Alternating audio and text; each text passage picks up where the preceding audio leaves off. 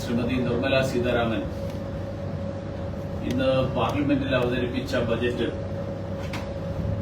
നമ്മുടെ നാട്ടിലെ യുവാക്കൾക്ക് ഏറ്റവും കൂടുതൽ പ്രതീക്ഷ നൽകുന്ന ബജറ്റാണ്. കാരണം ഈ ബജറ്റിലെ ഏറ്റവും വലിയ ഊന്നൽ നൽകിയിരിക്കുന്നത് തൊഴിലവസരങ്ങൾ വർദ്ധിപ്പിക്കാനും നൈപുണ്യ വികസനത്തിനും വിദ്യാഭ്യാസ മേഖലയ്ക്കുമാണ്. കേരളത്തെ സംബന്ധിച്ചിടത്തോളം കേരളത്തിന് ഏറ്റവും പ്രയോജനപ്രദമായിട്ടുള്ള ഒരു ബജറ്റാണ്. കാരണം കേരളത്തിൽ നിന്ന് തൊഴിലവസരങ്ങൾ അന്വേഷിച്ചുകൊണ്ട് യുവാക്കൾ മറ്റ് സംസ്ഥാനങ്ങളിലേക്കും മറ്റ് രാജ്യങ്ങളിലേക്കും പോകുന്ന സാഹചര്യം, ആ സാഹചര്യം ഇല്ലാതാക്കാൻ ഈ ബജറ്റിൽ പ്രഖ്യാപിച്ചിട്ടുള്ള നിരവധി പദ്ധതികൾ, ആ പദ്ധതികൾ നമ്മൾ പ്രയോജനപ്പെടുത്തണം എന്നുള്ളതാണ് എനിക്ക് സൂചിപ്പിക്കാൻ. അടുത്ത 5 വർഷക്കാലം കൊണ്ട് 4 കോടിയിലധികം യുവാക്കൾക്ക് തൊഴിൽ ഉറപ്പുവരുത്തുന്ന പദ്ധതികളാണ് ധനകാര്യമന്ത്രി പ്രഖ്യാപിച്ചിട്ടുള്ളത്. 2 ലക്ഷം കോടി രൂപയാണ് ഇതിനു വേണ്ടിയിട്ട് തൊഴിലവസരങ്ങളും പ്രത്യേകിച്ച് സ്കില്ലിംഗ് ആൻഡ് എംപ്ലോയ്മെന്റ് ഈ മേഖലയ്ക്ക് വേണ്ടിയിട്ട് ധനകാര്യമന്ത്രി പ്രഖ്യാപിച്ചിട്ടുള്ളത്. മാത്രമല്ല, പുതുതായിട്ട് ആരംഭിക്കുന്ന സ്ഥാപനങ്ങൾ, ആ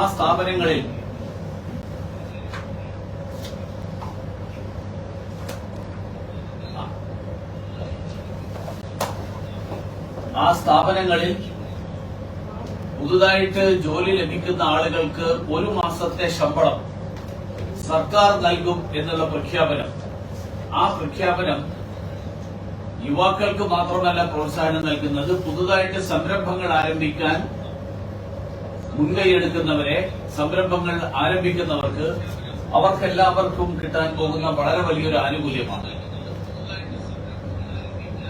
മാത്രമല്ല, വിദ്യാഭ്യാസ വായ്പ, ആ വിദ്യാഭ്യാസ വായ്പയിൽ കാര്യത്തിൽ നടത്തിയിട്ടുള്ള പ്രഖ്യാപനവും കേരളത്തെ സംബന്ധിച്ചിടത്തോളം ഉന്നത വിദ്യാഭ്യാസ മേഖലയെ വളർത്തിയെടുക്കാൻ, അതിനു വേണ്ടിയിട്ട് പ്രയോജനപ്പെടുത്താൻ സാധിക്കും. സ്ത്രീകളുടെ സാധ്യതകൾ, ആ സാധ്യതകൾ വർദ്ധിപ്പിക്കാനായിട്ട് 3 ലക്ഷം കോടി രൂപ ഈ ബജറ്റിൽ മാറ്റിവെച്ചിരിക്കുകയാണ്. മറ്റൊന്ന്, കേരളത്തെ സംബന്ധിച്ചോളം ഏറ്റവും പ്രയോജനപ്പെടുന്ന മറ്റൊരു കാര്യം, പലിശരഹിത വായ്പാ പദ്ധതി നേരത്തെ പ്രഖ്യാപിച്ചിരുന്നത് വീണ്ടും നീട്ടാൻ ഈ ബജറ്റിലൂടെ തീരുമാനമെടുത്തിരിക്കുകയാണ്. 1.5 ലക്ഷം കോടി രൂപ പലിശരഹിത വായ്പ സംസ്ഥാനങ്ങൾക്ക് നൽകാൻ വേണ്ടിയിട്ട് നീക്കിവെച്ചിരിക്കുന്നു എന്നാണ് ധനകാര്യമന്ത്രി പ്രഖ്യാപിച്ചിരിക്കുന്നത്.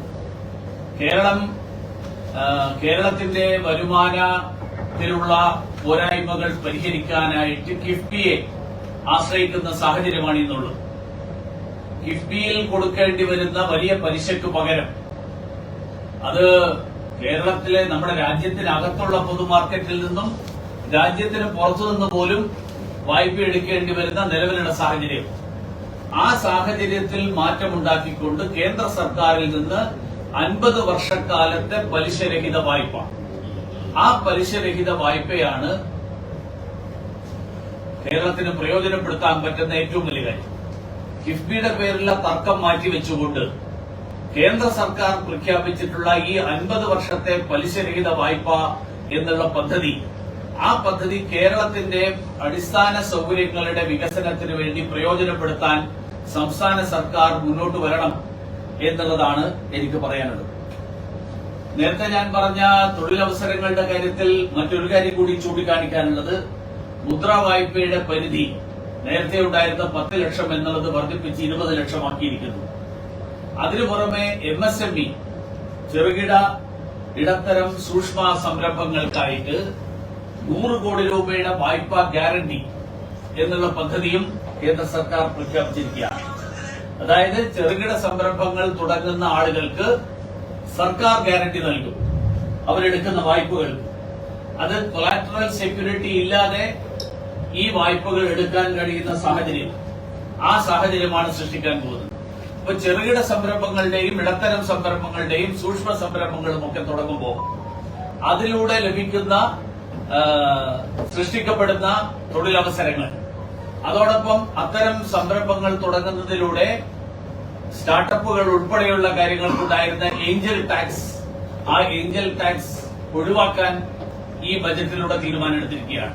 വിദ്യാസമ്പന്നരായിട്ടുള്ള സാങ്കേതിക വിദഗ്ധന്മാരായിട്ടുള്ള ആളുകൾ ഉൾപ്പെടെ കേരളത്തിൽ നിരവധി ചെറുപ്പക്കാർ സ്റ്റാർട്ടപ്പുകൾ തുടങ്ങുന്നുണ്ട്. ദീർഘകാലത്തെ അവരുടെ ആവശ്യമായിരുന്നു ഏഞ്ചൽ ടാക്സ് ഒഴിവാക്കണമെന്നത്. ആ ഏഞ്ചൽ ടാക്സ് ഒഴിവാക്കിയിരിക്കുകയാണ്. ഗ്രാമീണ മേഖലയ്ക്ക് വലിയ ഉത്തേജനം നൽകുന്ന ബജറ്റാണ്. 1.5 ലക്ഷം കോടി രൂപ കാർഷിക മേഖലയ്ക്കും ഗ്രാമീണ ഇന്ത്യയിലെ വിവിധ മേഖലകളിലുള്ള വികസനത്തിന് വേണ്ടിയിട്ട് 2.66 ലക്ഷം കോടി രൂപയും മാറ്റിവെച്ചിരിക്കുകയാണ്. അതിൽ 25,000-ഓളം പുതിയ ഹാബിറ്റാറ്റുകളിൽ പ്രധാനമന്ത്രി ഗ്രാമീൺ സഡക് യോജന, ആ സഡക് യോജന ഉൾപ്പെടെയുള്ള പദ്ധതികൾ, അങ്ങനെയുള്ള പദ്ധതികൾ ഈ ബജറ്റിൽ പ്രഖ്യാപിക്കപ്പെട്ടിട്ടുണ്ട്. അപ്പൊ ഗ്രാമീണ കാർഷിക സമ്പദ് വ്യവസ്ഥ, ആ വ്യവസ്ഥയെ പരിഷ്കരിക്കാനുള്ള പദ്ധതികൾ, ആ പദ്ധതിയും ഈ ബജറ്റിൽ പ്രഖ്യാപിച്ചിട്ടുണ്ട്. 9 ഊന്നൽ നൽകുന്ന മേഖലകൾ അടുത്ത 25 വർഷക്കാലത്തെ ഒരു വികസിത ഭാരതം സൃഷ്ടിക്കാൻ വേണ്ടിയിട്ടുള്ള പരിശ്രമത്തിന്റെ ഭാഗമായിട്ട് productivity and resilience in agriculture, അതോടൊപ്പം ഇന്നോവേഷൻ, ഈ മേഖലകളിലൊക്കെ കേരളം പോലെയുള്ള ഒരു സംസ്ഥാനത്ത്, പ്രത്യേകിച്ച് കാർഷിക മേഖല ധാരാളം മുരടിപ്പ് നേരിടുന്ന ഒരു പ്രദേശം കൂടിയാണ് കേരളം. ആ മുരടിപ്പ് നേരിടുന്ന കേരളത്തില് പുതിയ തരത്തിലുള്ള തൊഴിൽ അവസരങ്ങൾ സൃഷ്ടിക്കാനും കാർഷിക മേഖലയിൽ 1 കോടി വീടുകളിൽ കൂടി പ്രധാനമന്ത്രി സൂര്യഘർ പദ്ധതി, അതായത് പുരപ്പുറത്തെ സൗരോർജ്ജം, പുരപ്പുറ സൗരോർജ്ജ പദ്ധതി, ആ പദ്ധതി പ്രഖ്യാപിച്ചിരിക്കുന്നു. എന്ന് പറഞ്ഞാൽ സാധാരണക്കാരായിട്ടുള്ള ഇടത്തരക്കാരായിട്ടുള്ള ആളുകൾക്ക് അവർക്ക് വൈദ്യുതി ബില്ലിന്റെ ചാർജ് മുഴുവൻ തന്നെ ഒഴിവാക്കി കിട്ടുന്ന ഒരു പദ്ധതി ഇതിലൂടെ പ്രാവർത്തികമാകും. കാരണം ഉൽപ്പാദിപ്പിക്കപ്പെടുന്ന സൗരോർജ്ജത്തിലൂടെ ഉൽപ്പാദിപ്പിക്കപ്പെടുന്ന വൈദ്യുതി, ആ വൈദ്യുതി ഉപയോഗിച്ചുകൊണ്ട് സ്വന്തം ആവശ്യങ്ങൾ നിറവേറ്റാൻ കഴിയും. അതിനപ്പുറത്ത് അതൊരു വരുമാന മാർഗം കൂടിയാക്കിയിട്ട് മാറ്റാൻ കഴിയും.